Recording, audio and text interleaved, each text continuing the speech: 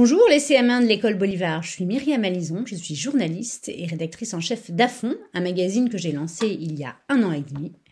Et avant cela, j'étais reporter à l'équipe, à la rubrique Sport olympique. J'ai couvert les Jeux olympiques, le Tour de France, des championnats du monde, de ski, de natation, d'athlétisme. Et je vais répondre à vos questions.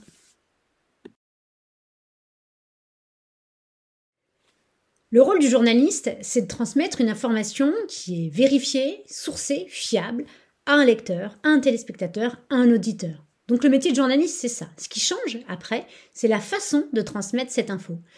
On ne va pas raconter l'histoire d'un Roman Dico, par exemple, une judoka, de la même façon à un enfant, à un lecteur de 7 ans, à un adulte, à un spécialiste de judo.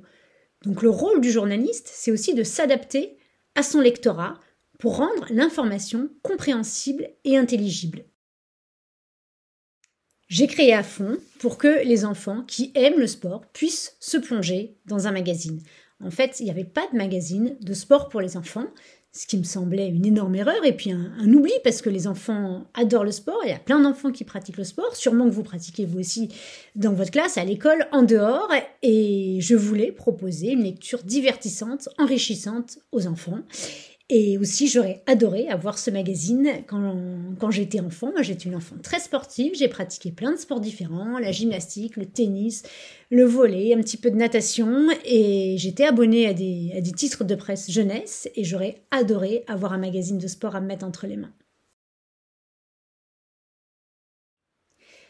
Je suis rédactrice en chef d'Afon, donc c'est moi qui choisis les sujets qui paraissent dans le magazine selon 3 critères. 1, l'intérêt. Je veux que le sujet intéresse les enfants. Et ça peut être aussi quelque chose que je leur fais découvrir. Par exemple, quand j'ai fait un sujet sur la nage extrême, c'était pas forcément un sport qu'ils connaissaient, mais à moi de trouver la meilleure façon de les intéresser à ce sujet. 2, l'actualité.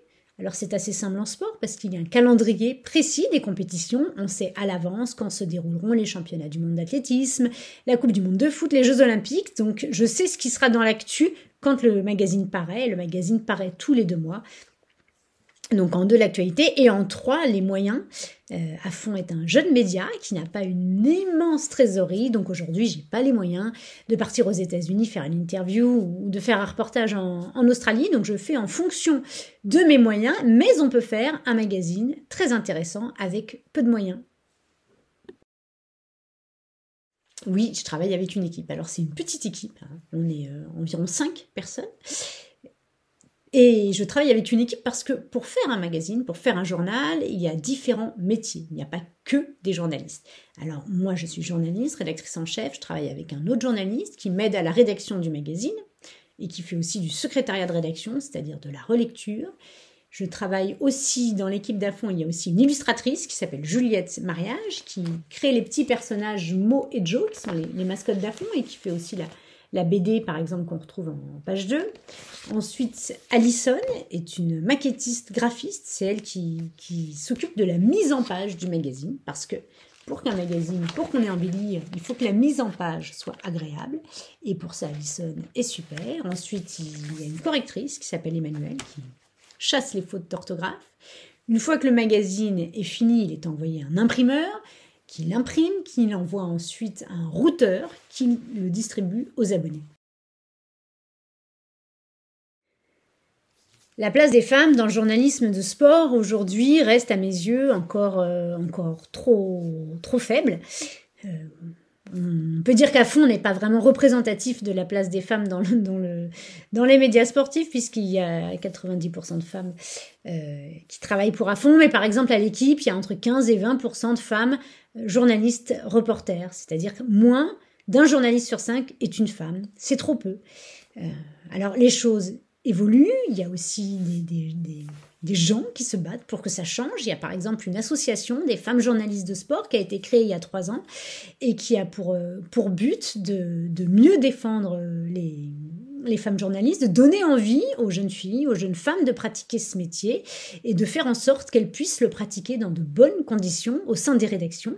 Parce que quand on est en minorité dans un milieu professionnel, dans une rédaction, c'est pas toujours simple, c'est parfois plus difficile de trouver sa place, plus difficile d'être prise au sérieux. plus difficile de faire son trou. Et cette association aide les femmes journalistes et aide les rédactions à mieux accueillir aussi les femmes journalistes. Donc les choses évoluent et j'espère que à fond et motivera quelques jeunes filles à faire ce métier. Alors oui, on les couvre différemment déjà parce que c'est une compétition hors norme, les Jeux Olympiques. Il y a des milliers de journalistes qui viennent du monde entier. Alors pour couvrir les Jeux Olympiques, il faut avoir un sésame qu'on appelle l'accréditation, il faut être accrédité. C'est un petit bout de plastique avec son nom et sa photo dessus qui permet d'accéder à toutes les compétitions des Jeux Olympiques. Au jeu, tout est hors norme. Les contrôles de sécurité, le nombre de journalistes. Il y a aussi quelque chose qui est particulier, c'est que les sportifs ont assez peu de temps à consacrer à la presse, contrairement à d'autres compétitions où ils sont beaucoup plus libres et beaucoup plus disponibles. Donc quand on couvre les Jeux Olympiques, il faut avoir énormément de choses prêtes avant. Il faut avoir rencontré les sportifs avant, fait des sujets avant, parce que sur place, on a parfois le sportif que 45 secondes en interview. Alors, quand on travaille pour l'équipe, il vaut mieux avoir énormément de choses de prêtes en amont. Et voilà, aux Jeux Olympiques, donc on prépare plein de sujets, plein de sujets. Et il y en a souvent qu'un qui passe. Et parfois même, si le champion est une surprise, est un vainqueur surprise, et ben on s'adapte et on en fait un nouveau sur place. Oui, je suis ravie que les Jeux soient à Paris puisque je vais pouvoir les couvrir. J'ai eu une accréditation pour le magazine À Fond. Je fais partie des 2 titres de presse jeunesse qui sont accrédités aux Jeux Olympiques. Et s'ils n'avaient pas été à Paris, concrètement, j'aurais pas pu les couvrir puisque j'ai pas aujourd'hui les moyens de partir 3 semaines à Los Angeles, plus le billet d'avion et la vie sur place pour couvrir les Jeux Olympiques. Donc le fait qu'ils soient à Paris m'aide beaucoup et je suis ravie de vivre cet événement et puis de pouvoir le faire vivre pour la première fois à des jeunes lecteurs et lectrices. Merci pour vos questions, les CM1, et j'espère que les réponses vous ont plu et à bientôt dans votre classe.